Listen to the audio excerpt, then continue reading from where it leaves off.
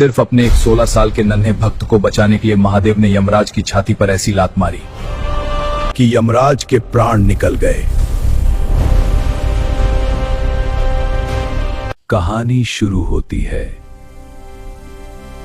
ऋषि मृकंडू और उनकी पत्नी मरुद्वती से। सब कुछ था उनके पास, लेकिन एक ही दुख था, संतान का न होना। उन्होंने शिवजी की कठोर तपस्या की। भोलेनाथ प्रसन्न हुए, लेकिन एक कठिन शर्त रखी, तुम्हें कैसा बेटा चाहिए? एक जो 100 साल जिए लेकिन मूर्ख हो, या ज्ञानी बेटा जिसकी उम्र सिर्फ 16 साल हो। ऋषि ने ज्ञानी बेटा चुना। घर में किलकारी गूंजी। बेटे का नाम मार्कंडेय, लेकिन 16वां साल आने वाला था।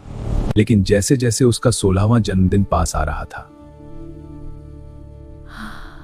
जब मार्कंडेय को अपनी मौत का सच पता चला, बेटा तुम्हारी आयु अल्प है, पर तुम डरो मत, हम हैं। तो वो नन्हा बालक बिल्कुल नहीं घबराया। वो घर छोड़कर पवित्र नदी किनारे गया, मिट्टी से शिवलिंग बनाया और तपस्या में लीन हो गया। लगातार 3 दिन बीत गए। तीसरे दिन जब मार्कंडेय पूरे 16 साल के हुए, यमराज ने यमदूत भेजे। डरा हुआ मार्कंडेय शिवलिंग से लिपट गया। उसकी सांसें तेज थीं, पर विश्वास अडिग था।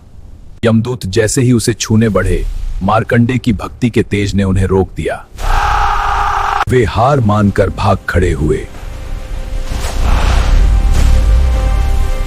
अब यमराज का गुस्सा भड़क उठा। वह स्वयं घाकल्पाश लेकर पहुंचे और गरजे। यमराज ने फंदा फेंका, लेकिन वो फंदा बालक के साथ साथ शिवलिंग पर भी कस गया। अनजाने में महाकाल को बांधने की कोशिश, और फिर एक भयंकर धमाका हुआ। तूने मेरे भक्त पर वार करने की हिम्मत कैसे की? त्रिशूल से उनका वध करके। महाकाल ने एक जोर का वध कर दिया। उस पल कर दुनिया से मृत्यु समाप्त हो गई। फिर शिवजी ने मार्कंडेय को अमर होने का वरदान दिया। वे सदा 16 वर्ष के रहेंगे, चिरंजीवी।